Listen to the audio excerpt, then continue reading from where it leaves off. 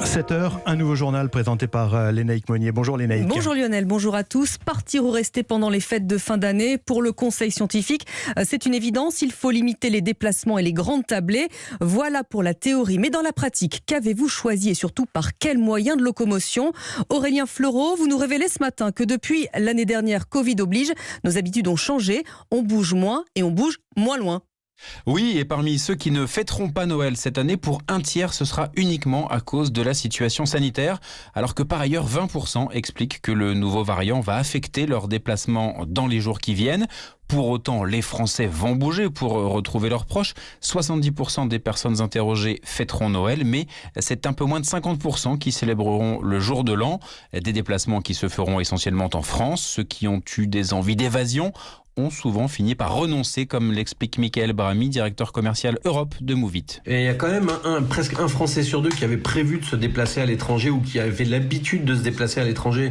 Et cette année, annule carrément ces déplacements justement pour faire quelque chose de plus local. On retrouve quelque chose d'encore plus amplifié sur les fêtes de Nouvel An. Et que ce soit pour Noël ou le jour de l'an, ceux qui se déplaceront le feront en majorité avec leur voiture. Viennent ensuite les transports en commun et pour 17%, ce sera le train ou l'avion. Des résultats à l'image de ce qui a été observé dans la mobilité des Français en 2021.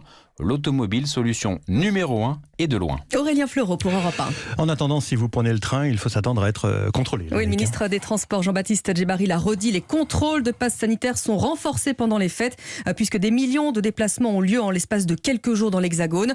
Plus de 4 millions de billets de train sur la période ont déjà été vendus. Mais quoi qu'il arrive, il faudra rentrer dans les temps. Pas question de décaler la rentrée scolaire au-delà du 3 janvier, sauf en dernier ressort. Voilà ce qu'a précisé Jean-Michel Blanquer. Alors, pas question non plus de reconfiner le pays. Le gouvernement mise plutôt sur la vaccination plutôt que sur les restrictions. Oui, l'exécutif veut rapidement mettre en place le pass vaccinal avec adoption du projet de loi d'ici fin janvier. C'est un choix assumé, même si cela va priver certains Français de liberté. C'est même l'objectif, a confirmé hier soir le porte-parole du gouvernement, Gabriel Attal. Et ailleurs en Europe, comment ça se passe? Alors, fermeture des magasins, couvre-feu pour les bars. Nos voisins luttent chacun à leur manière contre la nouvelle flambée de l'épidémie. Aux Pays-Bas, on a opté pour un reconfinement strict de 4 semaines. Il est entré en vigueur hier. Ça veut dire que les fêtes de fin d'année se feront à la maison en tout petit comité. Et c'est un coup dur pour les Néerlandais. Wilfried de Villers. Comme un air de déjà-vu qui laisse un goût amer aux Néerlandais, des fêtes de fin d'année confinées et une règle stricte, pas plus de 4 invités autour de la table pour le réveillon. Des mesures difficiles à entendre pour Eline, elle est étudiante à La Haye. On a tout fait les vaccinations et on a cru que c'était passé. C'est juste que tout est fermé. Fermé les magasins non essentiels, fermé aussi les restaurants, les cinémas, les théâtres. Pour le moment, pas de restriction de déplacement à l'extérieur, mais les 17 millions de Néerlandais sont tout de même appelés à rester chez eux le plus possible. Récemment installée dans le pays, Ina a été prise de court par ces mesures. Je ne m'attendais pas trop qu'il y ait un confinement parce que c'est la deuxième fois justement qu'ils ferment aussi strictement les magasins. C'est les fêtes, donc on a l'impression qu'on va sortir, il y aura du monde, on va faire le shopping, mais là aujourd'hui c'était assez calme, assez mort. Au moins 4 semaines de confinement, le reste dépendra de l'évolution de la situation épidémique. Si 86% des adultes sont vaccinés, la campagne de rappel, dite de booster aux Pays-Bas, aurait démarré bien trop tard, regrette la communauté scientifique néerlandaise. Et Wilfried de Villers pour Europe 1. Et puis au Royaume-Uni, les scientifiques britanniques, eux, craignent le pire. Si aucune restriction n'est prise, ils estiment que les décès pourraient atteindre 6 000 par jour à la fin du mois. Un chiffre particulièrement alarmant, effectivement. 7h04 sur Europe 1. À la suite de votre journal, Lénaïque Monnier, on en vient à ce réseau de prostitution de mineurs qui vient d'être démantelé en Seine-et-Marne. Oui, on parle de jeunes victimes de 15 à 16 ans. 4 personnes ont été mises en examen pour proxénétisme aggravé. 3 sont placées en détention provisoire. Mais le plus étonnant dans cette histoire, Gladys Lafitte, c'est que les policiers ont découvert ce réseau par hasard. Oui, en enquêtant sur des petits trafiquants de stupéfiants qui œuvraient dans les quartiers nord de Melun.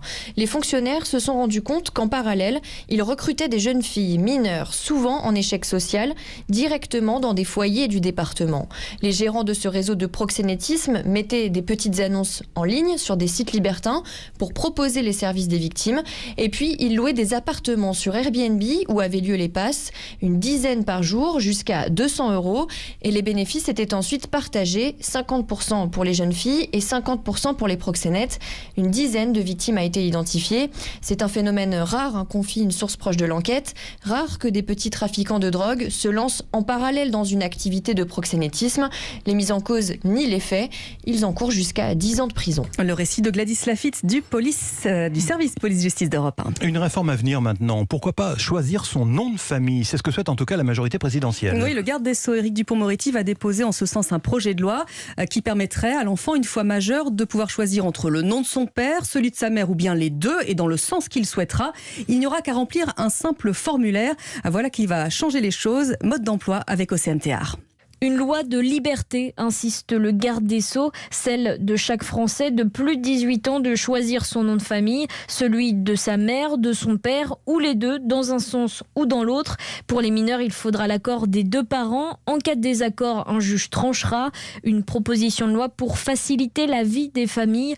Par exemple, pour une mère célibataire qui souhaiterait que son enfant porte son nom et pas celui d'un père absent ou inexistant, lui évitant pour Éric Dupond-Moretti l'humiliation de devoir prouver sa maternité, exhiber son livret de famille pour inscrire son enfant à la cantine par exemple.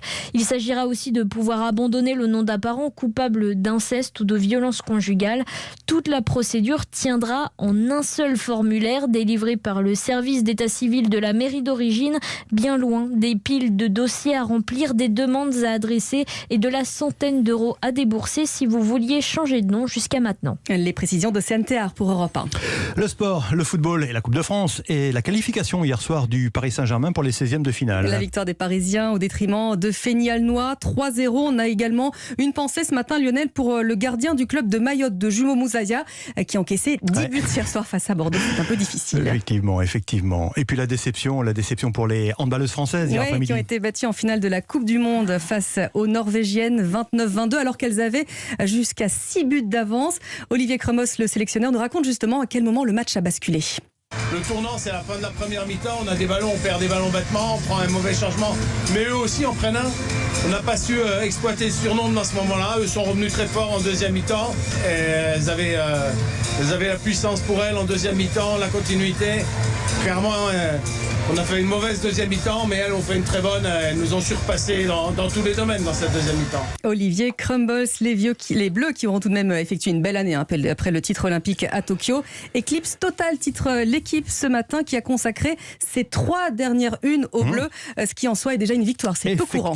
Effectivement. On en reparlera d'ailleurs des handballeuses françaises tout à l'heure dans l'édito sport avec Virginie Fulpin. Merci Lénaïque Monnier, on vous retrouve tout à l'heure à 8h30. À suivre.